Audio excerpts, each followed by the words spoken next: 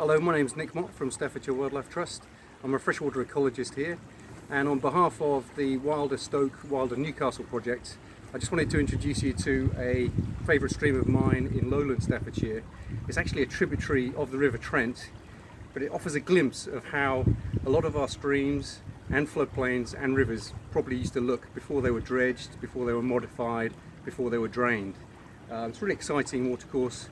We're ecologists, so we're particularly keen to look at it from a wildlife and habitats point of view. But as you can see behind me, the stream itself it runs over shallow gravel. It's called riffles, and then it's actually split between these trees here and then runs on into deeper pools. If you pan around, Sean, behind you as well, you can see the river has been migrating over the last few years, and during the winter it lifts up during the winter spates, has lots of energy, and it actually migrates backwards and forwards across its little floodplain here, which is fantastic to see. And what this does, it actually generates a series of micro habitats which are great for great for wildlife. So in the river itself, you'll have things like mayfly, stonefly, caddis species, water beetles, and shrimp that are all driving the base of the wetland and river ecosystem. So further up the food chain, you'll have things like bullhead fish, brook lamprey, brown trout, and then even higher up the food chain, you'll get things like kingfishers, little egrets, and otters too. So we're actually studying the base of the food chain on behalf of the project to see how it's affecting the whole of the wetland food chain. Okay, so one of the interest features of this particular stream is the fact that you've got erosion on the outside of the bends, and you've got classic deposition bars on the inside of the bends, and we've come to have a closer look at one now. So you've got cobbles, you've got a mixture of cobbles, you've got gravels, and then underneath you've got sand. And what you'll find is that the species that live in this particular habitats, so we're talking about this shingle beetles, so ground beetles are the main ones that we'll be looking at there, and rove beetles.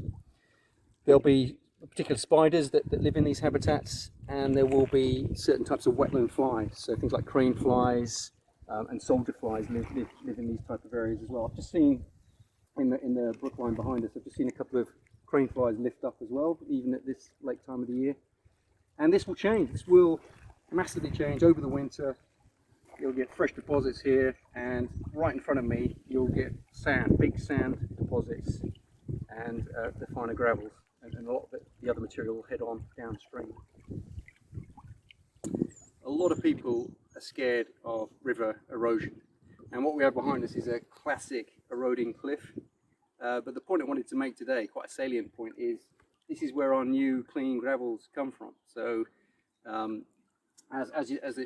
the river lifts in the winter, you get those spates, the energy will take out these cliffs, and it'll start exposing these gravels, which will fall in, and then a lot of the material will start moving downstream, forming new riffles. So what I'm standing on here is a riffle of these cobbles. So you can see this is the type of material, these cobbles and some of the smaller gravels that would have been cut out of these cliffs that then travel on down to create habitat diversity and habitat complexity further downstream. So it's quite a key point. Don't always be afraid of river erosion. It is a natural process, and one that should be celebrated in certain circumstances. One of the best things that you can do for river restoration and for river management is to remove existing weirs, completely remove them if you can. Another technique is to actually provide a fish pass, but if you want to restore the health and the natural function of the watercourse, these weirs need to be removed, and that's what you're looking at right behind us.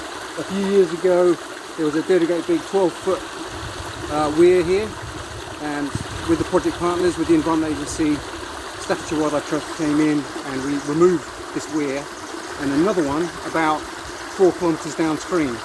So we now have fish access from the River Trent all the way back up past me for another few kilometres up to the source.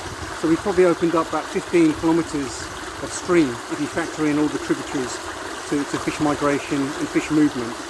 And as I just said, it also opens up these natural processes as well. So now you can have the movement of cobbles and gravels and fine sediment moving through here more naturally, and it's a much better connection to the overall watercourse and the species that call it home.